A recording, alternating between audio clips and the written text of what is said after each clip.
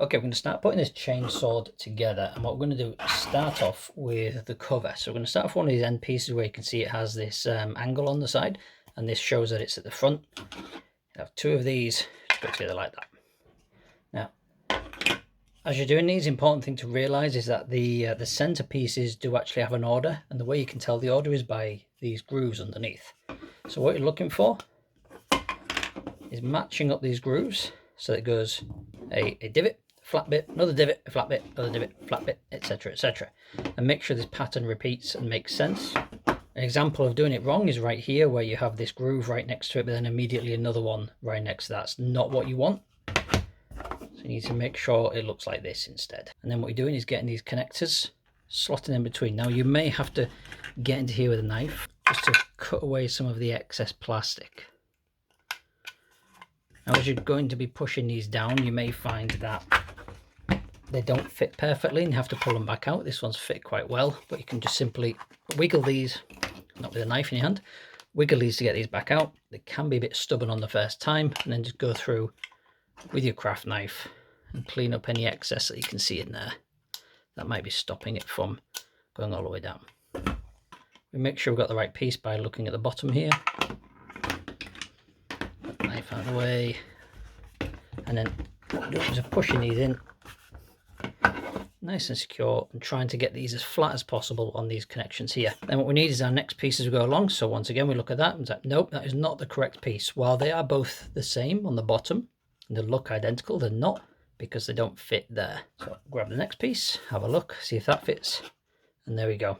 That's the one that does fit. So make sure you're checking these before you start connecting together, or you're just going to have to pull them all apart again. And they do come apart quite easily, well, relatively easily. It takes a little bit of brute force and ignorance to get them apart, but you can pull them apart. So see that in there, turn it over, push that down, making sure to put all the pressure just above where that connector is. So you put the pressure here, don't put the pressure down there, you might cause something to snap off. Again, we've got a decent connection there. So again, push that one in. It's a little bit easier because I've already done that one once. And then very nearly put the wrong piece on. So at this point we're not putting the flat piece on because we have the front piece and then two middle pieces. And that means we now need these back pieces. These back pieces that we have here, you want this to be facing the handle. So if you have your blade in this direction so that the front is here, as you go along, this bit will need to be facing backwards. So that is the correct one for there. We check again underneath just to make sure the teeth line up when they do. Pushing that side in there, and that is one side of your blade done. You can see here you've got that facing backwards, goes all the way along to get to the front there. Then all we're doing is mirroring it on the other side. Put that in. You'll notice I haven't put the piece of wood in yet, or the metal rod or whatever it is that you're going to use for strength, because at this stage it doesn't need it. You'll find it needs it as we put the handle and the engine casing on in a moment, but we can do that last, providing that we don't accidentally glue up any holes. So now we get the final piece. Before you put this one in, make sure you put that bit in there. So grab your final connector and slide that in before you do this, because otherwise you'll just have to take it back apart again in order to get that in. That's all of your connectors in, and that is your blade. Now the way you can check to see if you've done it right is you go all the way along the bottom here, make sure those teeth, or the teeth recesses, are in the correct place and they all line up with each other. And they have to be able to fit into each of these, but we don't do this until the end because they're going to need glue to stay in there. So now our blade housing is in place. What we need next is one of these two engine compartments, which are the ones with the 3 holes or recesses at the top. And as you flip them over, you can see they have the connectors here. So we now sit this inside of here and we push down. It makes a wonderful cracking sound. We're just checking to make sure the top matches and that there isn't too much of a big gap. Once that one's in, you can do the same with the other side. So slip that on there.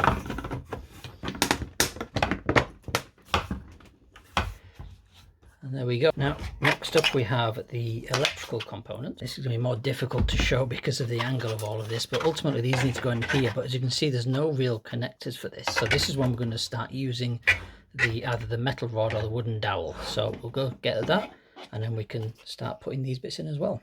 Okay, so what I've done now is putting in the wooden dowel. So just for reference, let's measure this up. Still no glue at this stage. It's important to make sure that the wood does not pop out the end of the handle. It needs to stay within there. So in terms of measurements,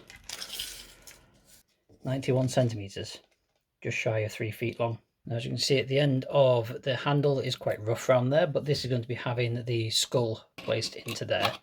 So that will be covered, just a little bit of support material in there. So you need to make sure the wood doesn't come past that. Right, so what we're doing is we've got 90 centimeters worth of wood, and you can see that the skull pommel fits quite happily onto the end of the handle there.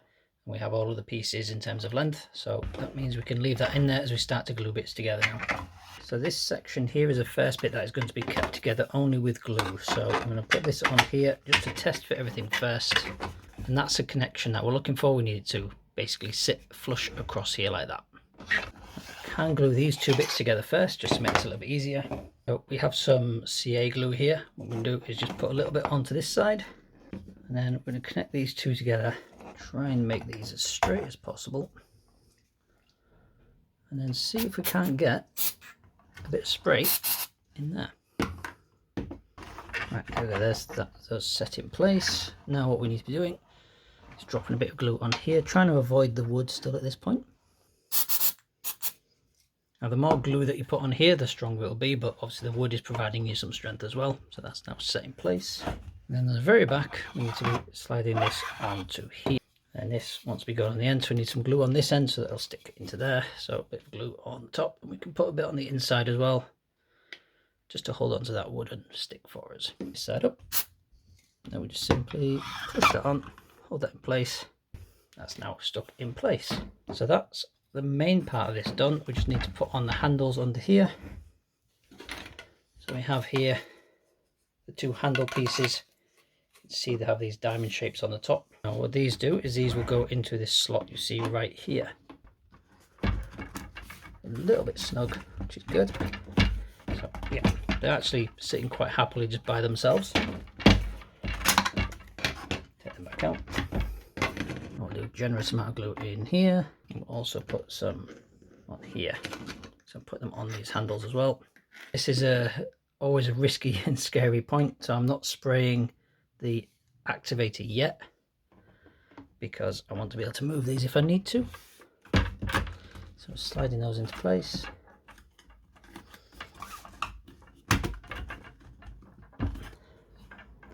And once I'm happy everything's lined up, that's when I come back in with the activator. Spray everything up, lots of that. So now we're going to put these triangle shapes into the handle while we're down here. So again, just a dab of glue, doesn't need much. And then spray the bottom with some activator again. Simply drop those in and they will set in a second. Activator. Way too much activator that time, never mind. Final one. Hold everything into place and make sure this goes in straight. And there we go. All in place. Okay, now we're going to start doing these teeth. So the teeth are shaped in a specific way. Now, if you buy this from anybody else, they probably haven't made these changes to the teeth yet, because the version 1 of this, actually these teeth don't fit. So if you get this directly from Galactic Armory, the teeth on here are the incorrect size. I've had to resize these, make this cutout in the back. This is something I've done custom built.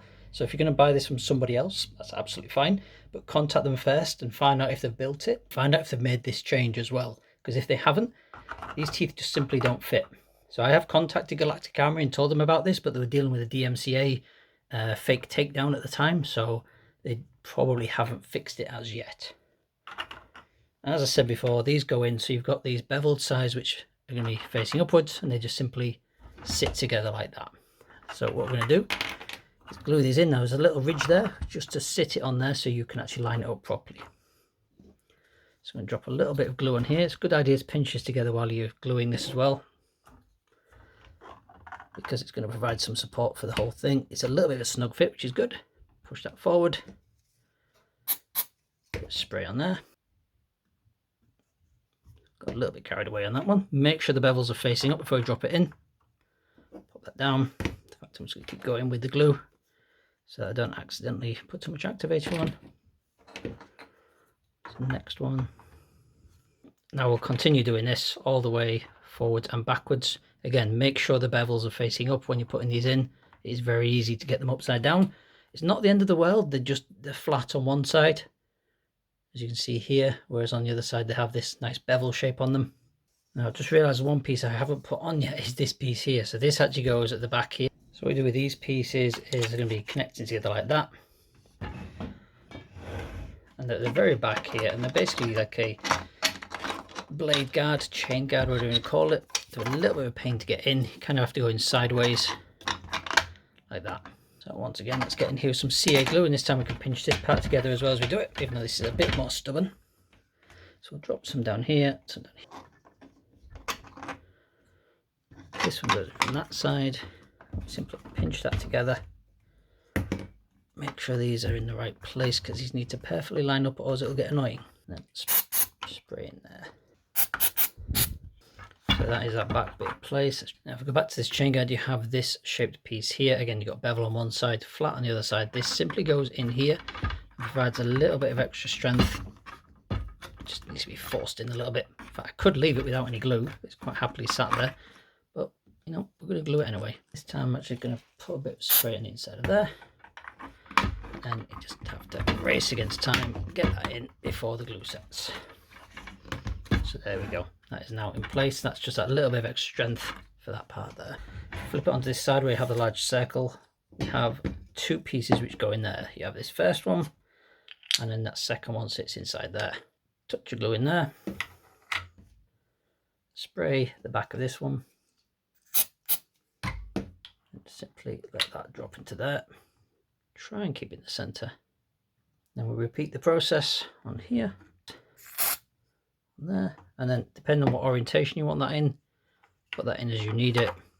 Now this piece looks particularly ugly, yours will look nicer. This is because this was printed this way around instead of this way around. So this is one of the reject pieces. I'm just using that for this build.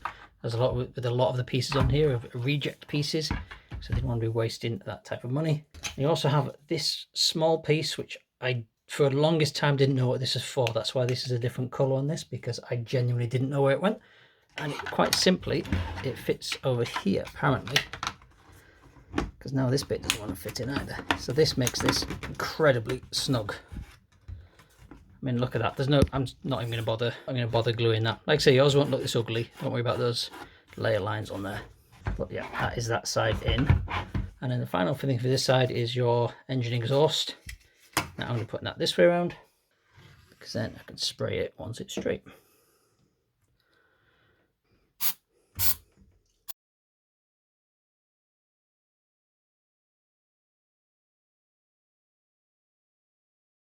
And finally we have these two control buttons here. So we've got circle one that goes in there, and the triangle one which goes in there. So that one doesn't need any glue, that's just going straight in. Touch in there.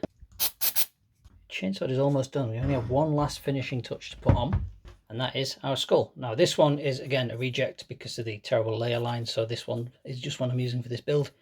However, you can sand this out. So this, I could sand all this out and simply put a bit of primer or filler over the top of that just to get rid of those layer lines, but most of that will just sand straight off and it'll be fine.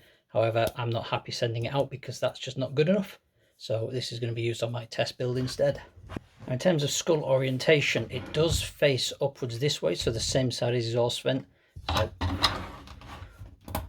but ultimately going in like that. And then we're done. Congratulations, you now have yourself a Warhammer 40k chainsword.